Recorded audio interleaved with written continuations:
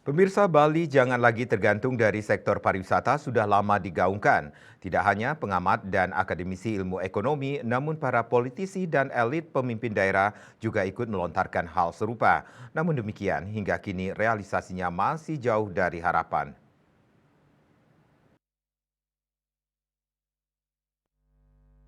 Pandemi COVID-19 yang membuat Bali sangat terpuruk karena pariwisata mati tidak juga memberi cukup pelajaran.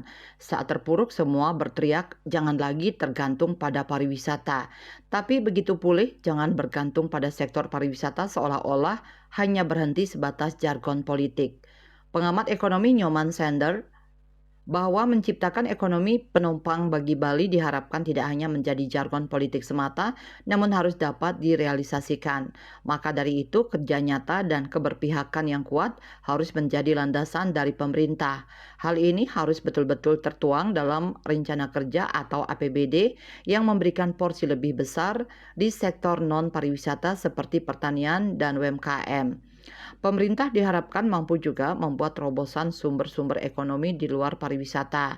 Terobosan-terobosan itu dapat berupa regulasi dan kebijakan yang bersahabat dengan UMKM dan juga pertanian dalam arti luas.